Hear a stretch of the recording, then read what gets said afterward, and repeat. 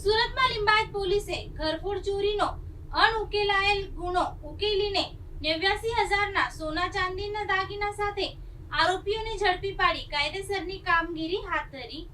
સુરત શહેરના Limbayat police station વિસ્તારમાં બનેલી ઘરફોડ ચોરીના અનડિટેક્ટ ગુનાનો ભેદ ઉકેલવામાં લિંબાયત પોલીસને સફળતા મળી છે.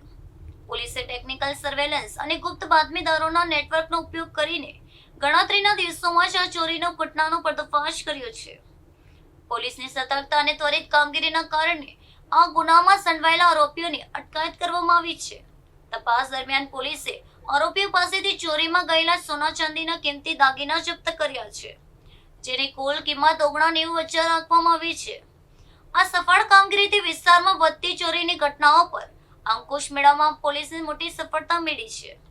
પકડાયેલા આરોપીની સઘન પૂછપરછ હાથ ધરવામાં આવી છે, જેથી અન્ય કોઈ ગુનામાં તેમની સંડોવણી છે કે નહીં તેમ જાણી શકાય. સ્થાનિક રહીશો પણ લિંબાયત પોલીસની આ ઝડપી અને સરાહનીય કામગીરીને પ્રશંસા કરે છે. ચોરીનો મુદ્દેમાલ રિકવર થતા મૂળ માલિકને પણ રાહતનો શ્વાસ લીધો છે. શહેરમાં કાયદો અને વ્યવસ્થા જાળવી રાખવા માટે પોલીસે નાઇટ પેટ્રોલિંગ અને સઘન તપાસ ઝુંબેશ વધુ ઝડપી બનાવી છે. આ ઘટનાથી ગુનેગારોમાં પોલીસનો ડર સ્પષ્ટપણે જોવા મળી રહ્યો છે.